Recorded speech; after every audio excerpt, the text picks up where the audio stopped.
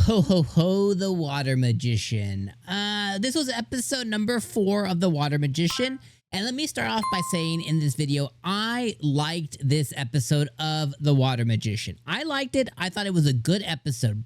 But it did commit one mortal sin for me in anime that I know it's nitpicky. And I am very well aware that it's a me thing. It could be a you thing as well, but it did commit a anime sin that is very common that I do not like. And I'm going to tell you what that is right now, and then I'll talk about the rest of the episode because, again, I genuinely did really like the episode, and I was engaged with it. I enjoyed it. I liked the fight scene. Okay, here it is.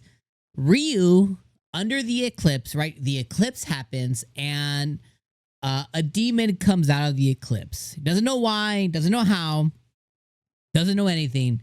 But a demon comes out of the eclipse. He calls the demon something, I forget what it was. Something with like the A word. See if I can find that really quick on what it was. And the demon knows that he has the Fairy King stuff, by the way.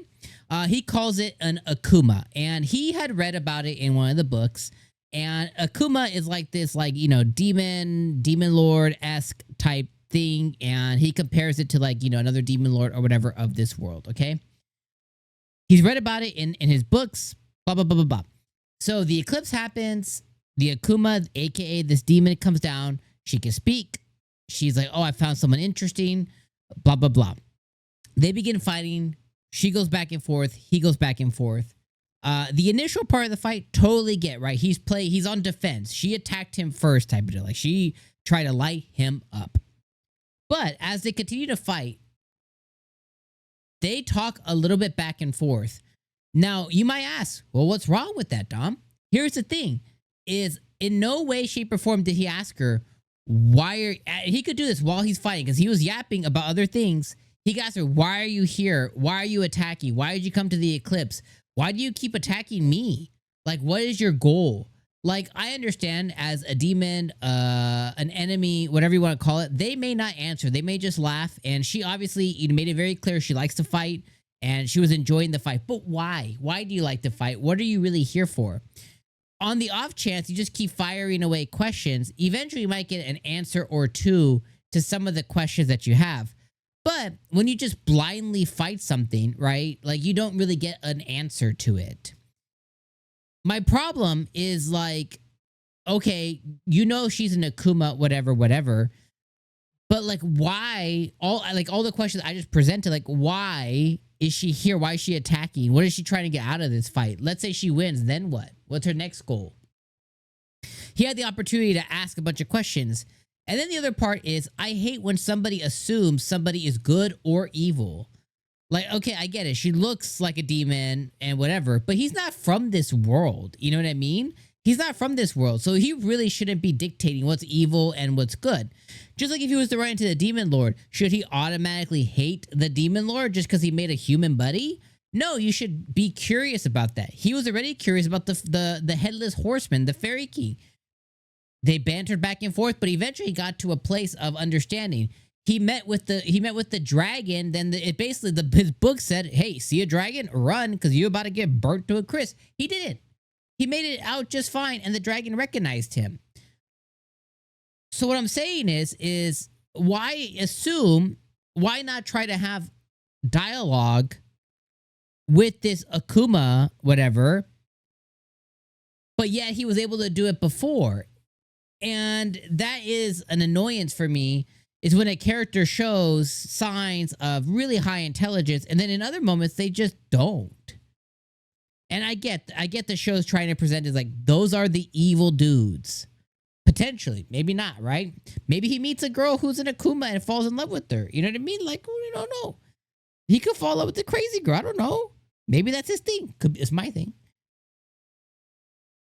It was just an annoyance. And again, I know it's nitpicky. I understand it. I understand that not everyone's going to feel this way. I understand some may be listening to this and be like, damn, dude, really? I get it.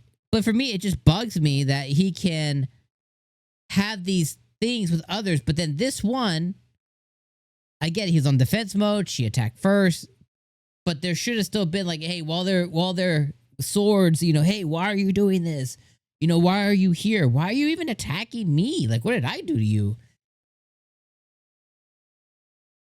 And then at the end, she's like, I'll come back, or one of the others. Who's the others? The rest of the episode, though, outside of that, I think the fight, though, was still really good.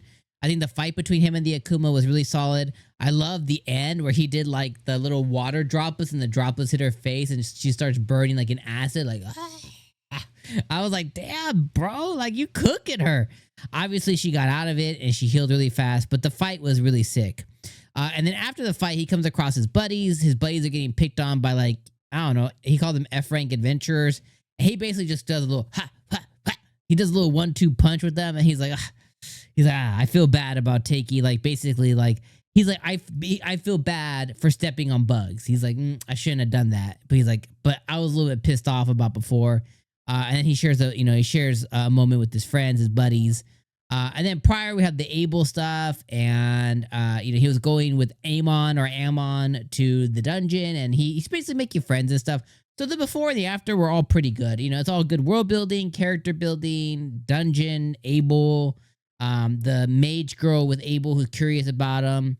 And then at the end, schmoozing with his buddies. So it's good world building and character building. I did enjoy it.